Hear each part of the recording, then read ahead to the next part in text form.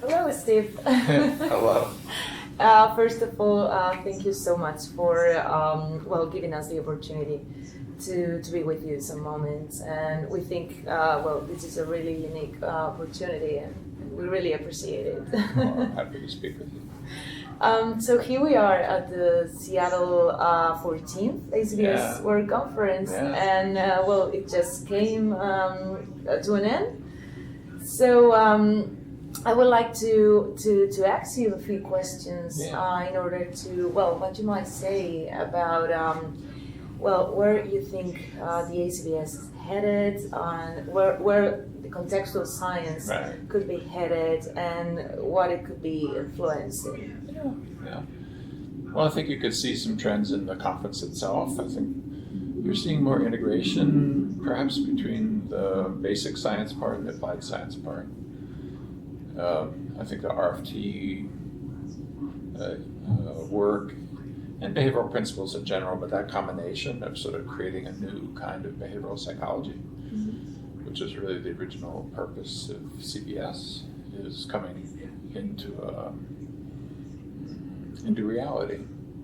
And I think you see clinicians and practitioners trying to take advantage of those basic principles, but also we had a very vibrant RFT and basic science track here, and it seems as though the basic scientists were able to have times and places where they could interact just about their issues without feeling as though they were constantly being used only for applied purposes, because you have to nurture the health of the basic science.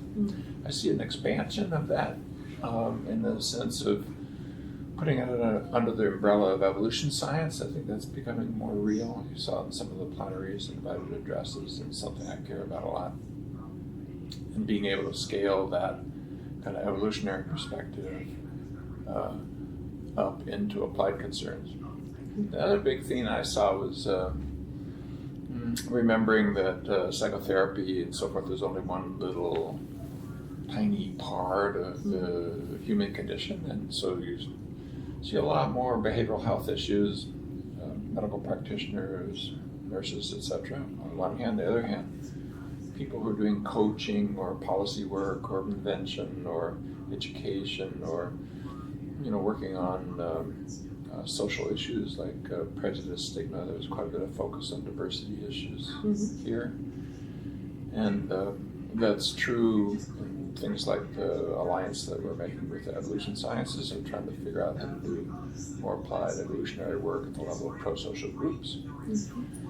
And it's the original vision of behavior analysis, really. It's just a modern face of it, and one that I think is doing a little better job of making friends and not just saying we've got all the answers, and allowing people to come together in community and to really figure out how to create a behavioral science more worthy of the challenge of the human condition, which is what ACBS is about.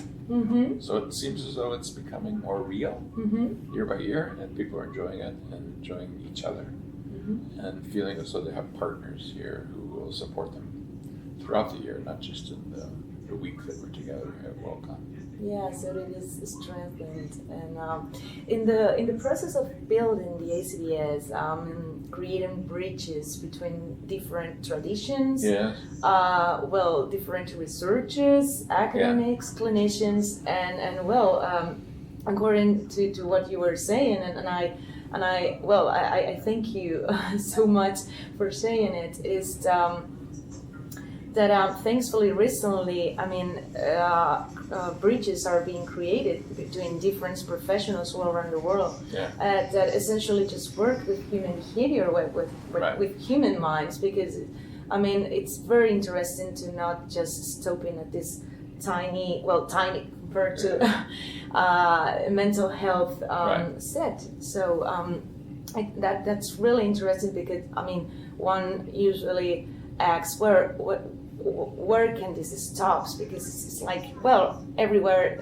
the human goes, this can be applied, and that's really interesting. What unites us, I think, is not a method. This is not just an ACT society or an RT society. It's not a problem area. it's not even a problem domain. It's not just mental health. It's behavioral health, physical health.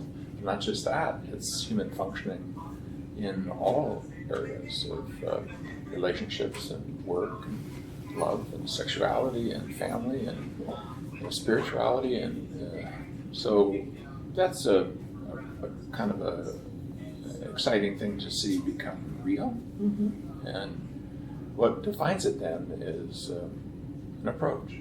And you know, somebody, wasn't me actually, it was the group itself, but pretty wise in naming this the Association for Contextual Behavioral Science. That term didn't exist. We made it up on the listserv as part of the dialogue. Mm-hmm. Was it 12 years ago? I think the first person to suggest it was actually Tony Biglin. Mm-hmm. But what it has meant as we've gone forward is we're able to say what this orientation to knowledge development, community development, and disciplinary focus, what it is. And we're still in the process of defining it. I think if you grabbed people in the hall and just said, what's contextual behavioral science, they would do it more by example, because we're still walking through that, and I think that's actually a good thing. We're together as a community defining what that is, but it's clear that it has something to do with this functional, contextual, multi-level, multidisciplinary, multi-dimensional orientation to bringing the behavioral sciences into the world in a way that makes a difference for people and their needs. Yeah, absolutely. What would you think Skinner will say about the findings in human cognition and language, and the impact contextual science is having not only in contextual, in therapies, but in applications. I've sometimes thought about that. You're the first person to ask me that ever, and I've thought about it.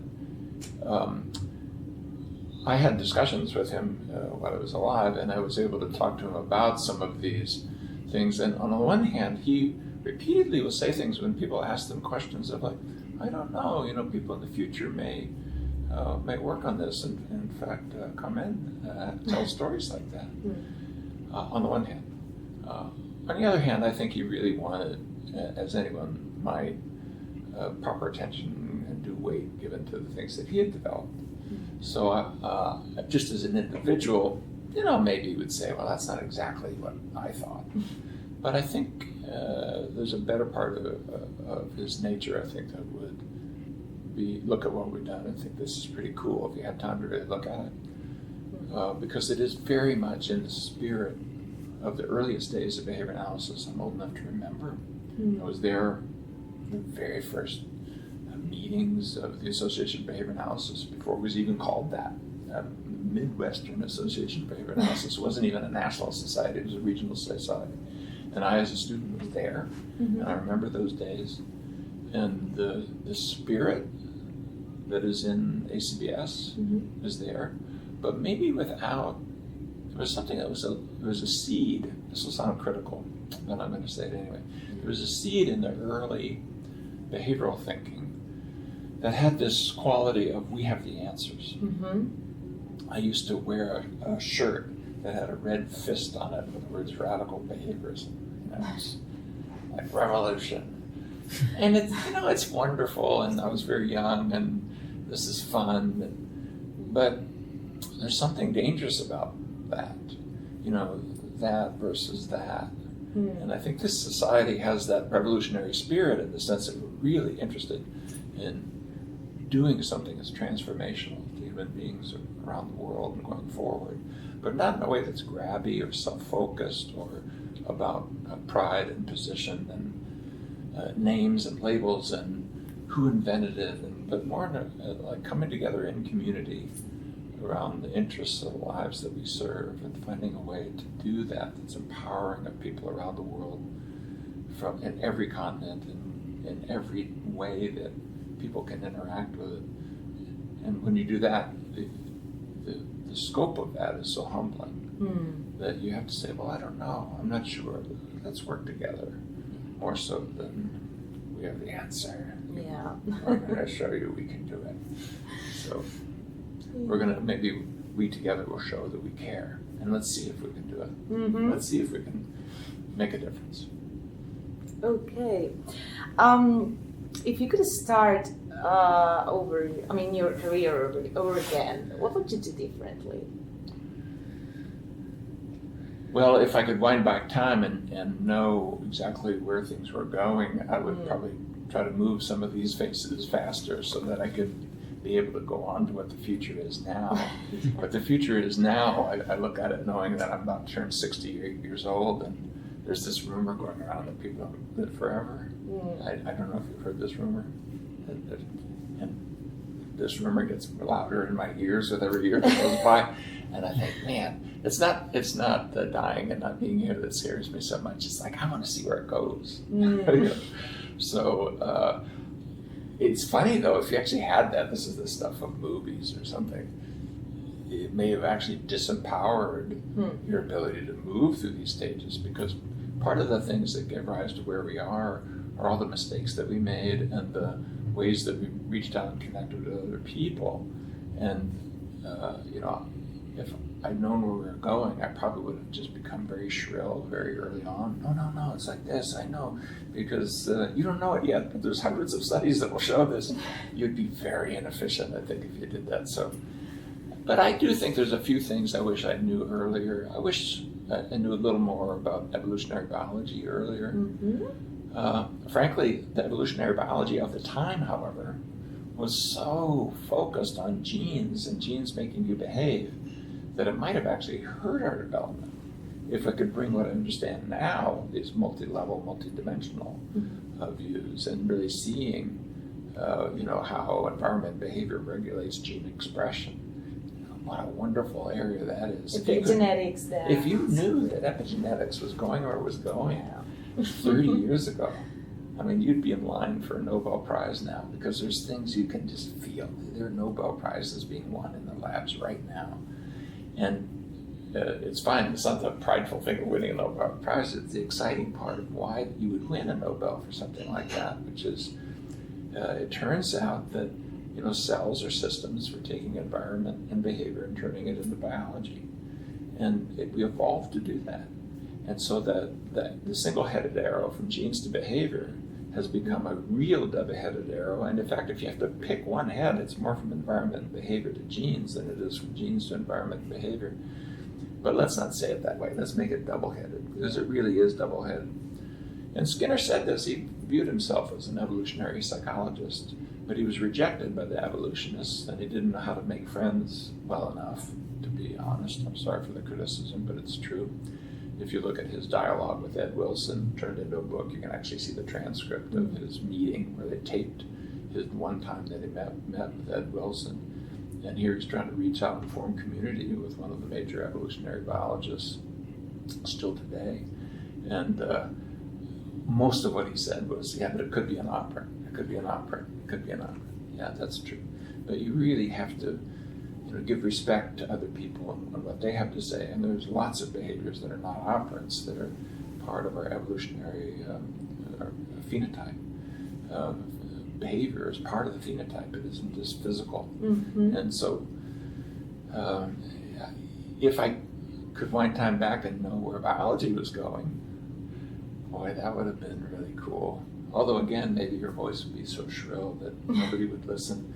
After all, our colleague David Sloan Wilson, who's here at this meeting, was one of the major voices for multi-level selection. Well, multi-level selection was an object of ridicule in biology classes. Still today, you have a hard time, I have a hard time, I teach evolution and behavior, finding a textbook that will give proper attention to multi-level selection and its implications.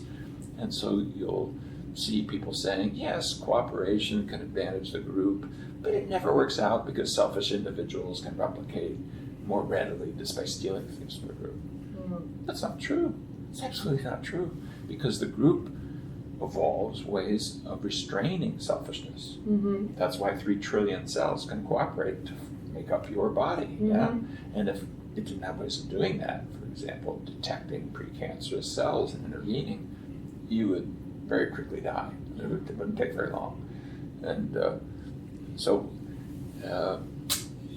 we went through a phase where we kind of wasted time of how to build an alliance, an effective alliance between the functional contextual perspectives in behavior and the functional contextual perspectives in biology. And I think we actually are going to overcome that. Yeah. And those are the two big things that stopped Skinner were being able to make his dream of behavioral science as part of evolution science come real. And the second one was to be able to bring behavioral principles over that mountain that he confronted, that he knew was there in 1938. Maybe these principles don't apply to language, I'm not sure. In 1957, say, yes, I know.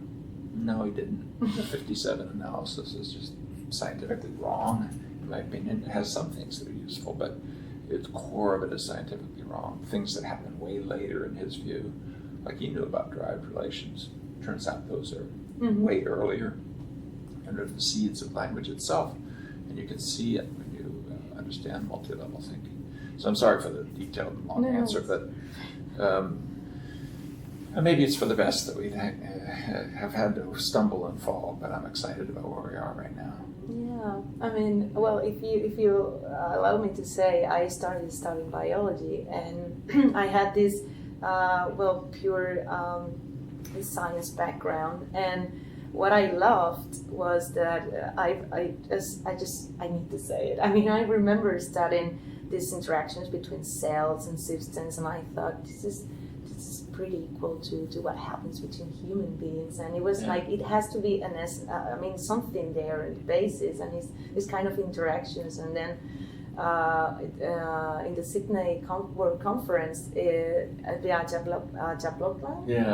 was there and started talking about epigenetics, and I was like so amazed that is finally happening. That is gorgeous. It really is wonderful. It's huge. Well, and we're starting to see, even in the ACT work and CBS work specifically, some linkage between our concepts and epigenetic changes, and also what looks like things like perhaps psychological flexibility as an endophenotype for the 5-HTT SERT gene, which is implicated in depression and so forth. So we're seeing not just the overall kind of intellectual alliance around similar ways of thinking about cause and effect, but also real empirical connections between the literatures that I think hold out hope for us to create a new intellectual community that includes alliances. And you mentioned Eva. Eva continues to be involved with our community. She's writing chapters for books we're doing and so forth. David Sloan-Wilson was here, not because we paid him to come. He's coming because he wants to be here. And so the cracks are in the wall. You can see these walls between areas beginning to fall apart. And I'm actively involved in putting the crowbar into the cracks and making them wider. Because it's very important to us, I think, that we find a way to make these connections and do it in an intellectually rigorous and responsible way, but in a way that's progressive going forward. You can do the other thing. You can take some of these same concepts and scale them up, and the common project between the Evolution Institute and ACBS on pro-social, using Eleanor Ostrom's design principles, which are evolutionary sensible way to think about pro-social groups, combine them with psychological flexibility, and use that to advance the development of pro-social groups around the world. If people are interested, go to prosocialgroups.org, and there's an entire website there that will walk you through using the matrix and psychological flexibility principles in combination with Eleanor Ostrom's principles, the design principles, to further whatever groups they belong to. That's another kind of very concrete result of, and we'll see where the data go. The early data look very good. When we've implemented this in groups, leaps forward really in their functioning, just empirically. So maybe we'll find a way of creating whole new applied disciplines. And essentially, it's possible that ACBS someday will be seen as a wing of applied evolutionary science. I think that's actually possible. Well, the pure word of contextual, mean what it's really meant to be. I mean, I don't know if I'm explaining well, but I mean, contextual should arrive everywhere. I mean, yeah, it's everywhere. It's absolutely important. Yeah.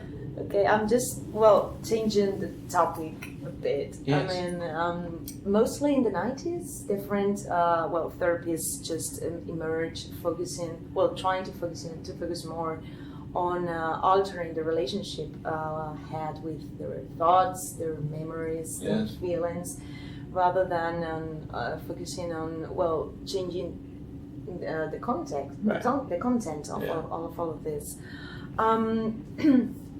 Later on, research has been directed, and it's still directed to analyze thoroughly all the processes involved, what we could call psychological flexibility, for sure.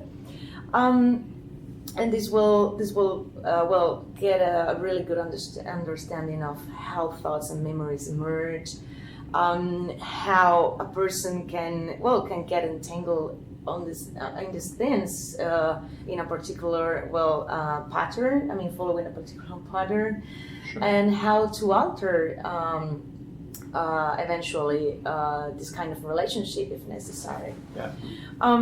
In 2003, 2003, right? You just categorized this therapies in third generation or contextual therapy. Yeah.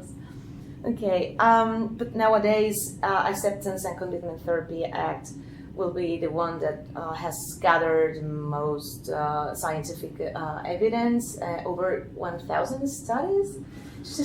Well, if you include, there's about 200 randomized trials, there's about 100 or 150 kind of time series designs and those things of that kind. There's 300-400 studies on psychological flexibility. There's a couple, 300 studies on the component processes.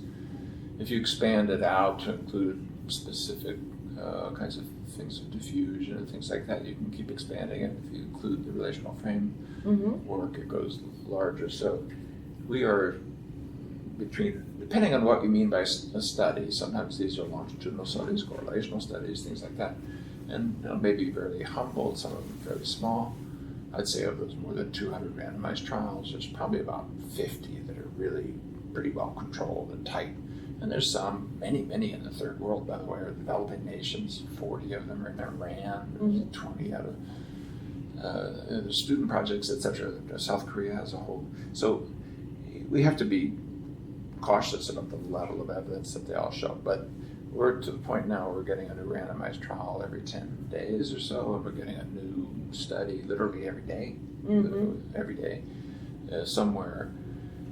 And so it's a very large, I can't stay on top of it anymore, a very large database in terms of the underlying cognitive science and the or behavioral science and the applied part. But yeah, we're sitting on a very large amount. Yeah. Now, and I do think, I would say that, in terms of the third wave, we probably have more outcome data we do. If you compare it to CBT, that's huge.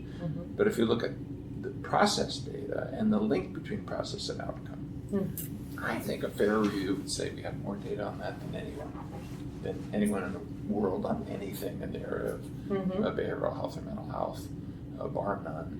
And it's more consistent.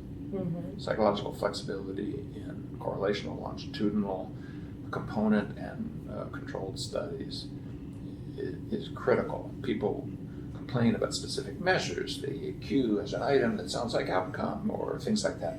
Yeah, but if you look across the scores of different measures, we have this amazing consistency.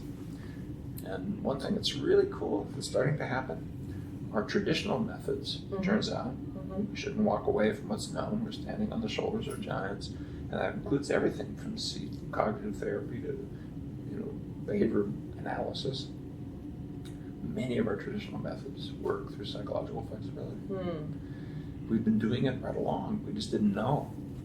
And there was a recent study with pain, for example, where some of these flexibility items literally contradict what people are being told in their CBT for pain. But the people who improve are the ones who move on those kinds of items. It's so cool. And in the history of science, when we've known what the processes are through which things happen, we get better technologically. So I'm not very grabby about act qua act. I mean, certainly not as a technology or something that was in a particular book at a particular time. I hope it becomes irrelevant over time, because surely progress should make these things irrelevant, shouldn't they? I mean, they'll be integrated. It's not like you eliminate your history, but you don't cling to these things from the past. But the development strategy that we're following of bringing these different elements linked to processes allows us to have a different form of evidence-based therapy. Instead of protocols for syndromes, we'll have processes linked to procedures for the problems and prosperity of people that are organized by new forms of functional analytic perspectives. And that's an old idea. It's the old behavior analysis, behavior therapy idea. But we didn't have enough adequate processes, and we didn't have enough procedures, especially in the area of language and cognition. If you scale it, also in the issues of how social groups work when it's scaled. But those, and there's others, but especially in the area of language and cognition. Well, I'm not saying we figured out language and cognition, but we have a more workable model now, and we are able to go back to that old vision, functional analysis, where procedures that are driven by processes can be used to foster not just mental health changes, but to foster the prosperity of people. So that's kind of cool that we're right there.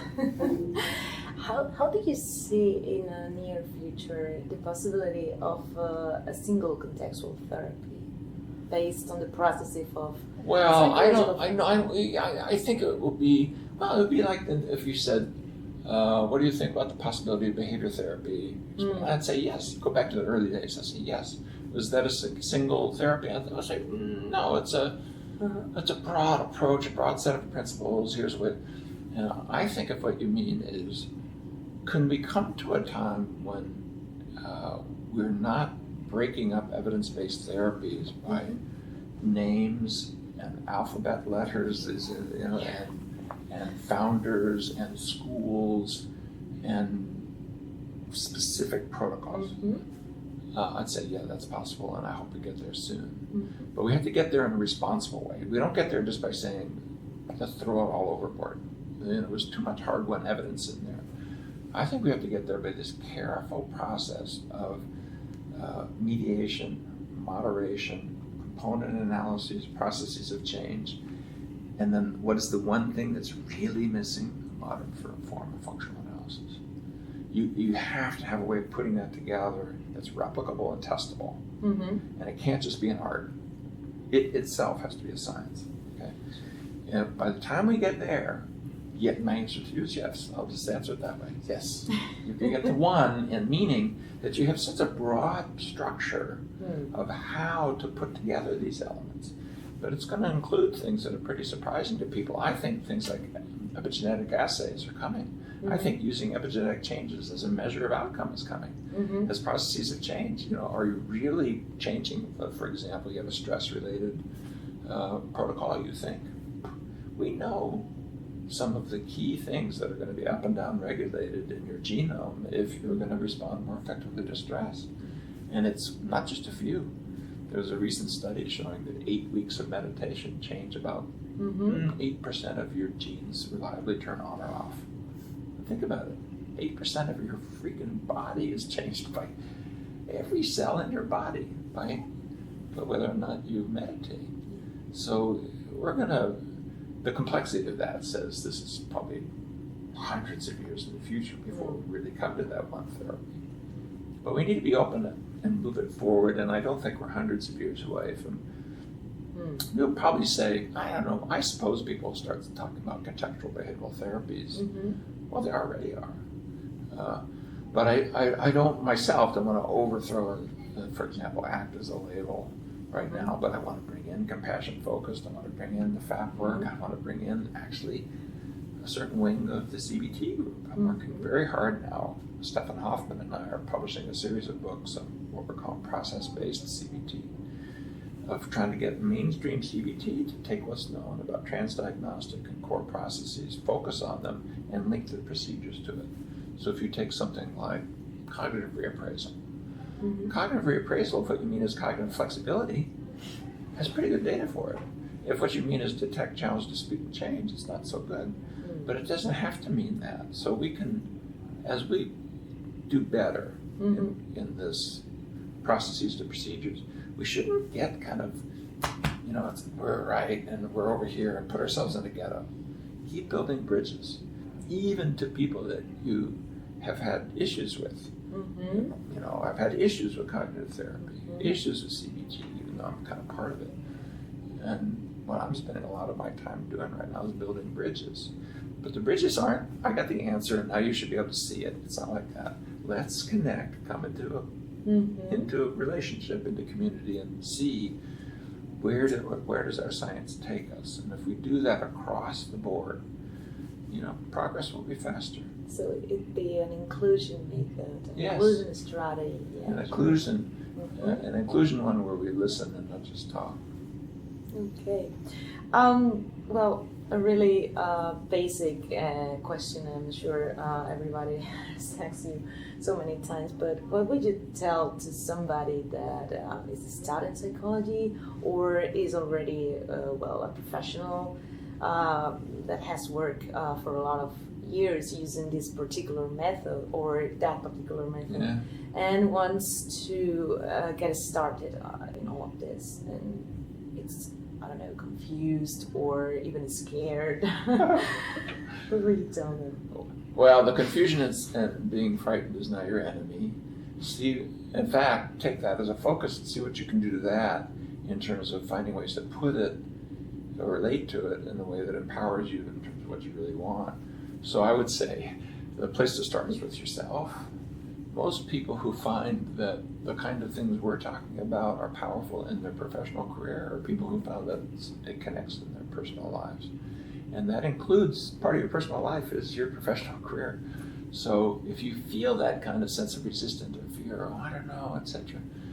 Well, yeah, but your better nature probably knows that you have things to learn and that coming into community with others, that's just the kind of monkey we are, is probably more powerful than trying to do it where everything's focused on me and you're over in the corner, hoping that you'll come up with the solution and everyone will applaud and so forth. So I would say, see what you can do about applying these psychological flexibility concepts to your own professional work and personal lives. If there's some traction there, come and talk and see what these, come to a WorldCon and just see what these people are like and have a conversation and see what your voice would add to it. Because the things you've learned and care about are not subtracted by connecting with others who are ready to learn and care about similar things. And when people come in contact with the CBS group, you're usually shocked if you have an analytic background, humanistic background, existential background. Nobody's asking you to eliminate those words or to check your mind at the door before you know, what are those sensibilities? Now we will want to add some process-based evidence and how do we pull this at its joints and figure out what's really important inside it. But that's not to diminish your voice, it's to amplify your voice and to connect it with the voice of others. So I don't want to be Pollyanna-ish about, how hard that is, but I don't want to sort of be dismissive of the fact that it can be disorienting, but maybe in a good way. Maybe in a good way that will allow new things to happen. The old phrase of the Chinese word for crisis also means opportunity. They're in these kinds of, what do I do? How do I? No, there's an opportunity in there. We know it in our personal lives when we sometimes are knocked sideways, or the times when we're ready to learn new things. Let's see if we can do that professionally too. And we're in that era. You take just mental health. A lot of folks, I'm familiar with the grant side of things. And here in the US, suddenly the NIMH says, we're not very interested in the DSM. Well, I'm old enough to remember when they said, we're not going to give you any money unless you genuflect in front of the DSM. That was a huge change. It shocked the behavior therapists. It made them have to change a lot of things. Now it's going in the other direction. That's kind of cool. What are we going to do with that? And I think we have an idea. Go in this process-based direction, and maybe it'll be traction there. Hopefully. So, as an opportunity to be in contact with this knowledge from different professionals all around the world, the next World Conference will be in Seville, Spain. Yes, coming to Spain. Yeah. So, would you like to dedicate some words to the Spanish community that is quietly? I mean, it's quite thrilled to this World Conference happening there. Yeah. And well, we're going there in part because we've recognized that seeds have been planted and things have grown in Spain. So that we know that we'll be connecting with people who care about the work. There's an interest in it there due to the hard work of many people, including Carmen and the work that she's done. So we're coming to speak, but also to listen, and we hope that there will be many people there at Seville from throughout Europe, but also from Spain itself specifically. And so I think it's an indication of, it's a mark of respect and of acknowledgement of what the hard work that's been put in and the progress that's been made, the community that's been built, and a mark of interest in wanting to hear your voice. So I'm looking forward to that. Yeah, we think it will be awesome. This happening there, actually. Okay, well, Steve, thank you very much for your time. It's been a really interesting interview. If I could, I would just be, 2 hours. So, but yeah, I mean, thank you so much. Well, thank you. It's been really fun. You had great questions, really very interesting questions. Thank you for that. Yeah, see you in Seville. See you in Seville. Okay.